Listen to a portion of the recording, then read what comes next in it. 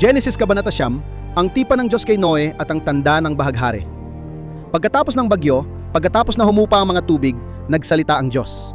Hindi sa kulog sa pagkakataong ito, kundi sa pangako. Magpakarami at dumami, lumago at punuin ang lupa. Ang parehong salita na ibinigay ng Diyos kay Adan. Ngayon, isang pangalawang pagkakataon para sa isang sirang mundo. At sa unang pagkakataon, may karne na sa hapagkainan. Ngunit hindi kailanman ang dugo.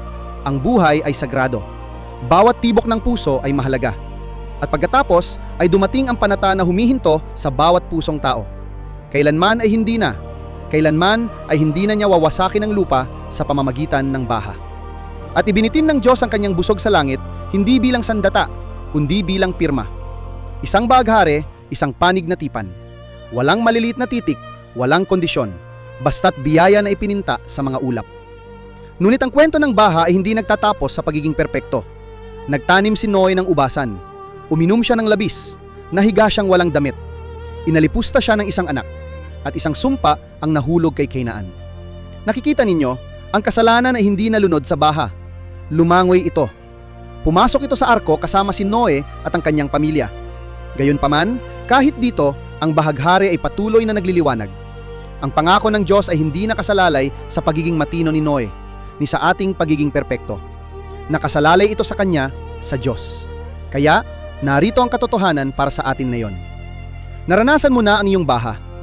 Ang pagkabigo na iyon, ang kahihiyang iyon, ang sandaling iyon na nais mong burahin, hindi naghihintay ang Diyos na linisin mo ang iyong sarili muna. Nilagdaan na niya ang tipan. Ang bahaghari ay lilitaw pa rin pagkatapos ng iyong bagyo. Hanapin ito. Hanapin ito sa isang talatang hindi mo maiwasang isipin. Hanapin ito sa isang kaibigan na tumatangging lumayo sa iyo. At pakinggan ito sa mahinahong bulong. Kailanman ay hindi kita pababayaan. Ngayon ay lumabas at mamuhay na parang totoo ito. Paramihin ang buhay. Ibuhos ang iyong sarili sa mga tao, hindi lamang sa mga proyekto. Pangalagaan ang buhay, ang iyo, ang kanila, ang mga estranjero. Sirain ang sumpa. Tanggihan ang pagpapasa ng sama ng loob na yon. Humakbang sa tipan. Tanggapin ang muling simula. At hayaan ng Diyos na nagbibitin pa rin ng mga bahaghari na magbitin ng pag-asa sa iyong kwento.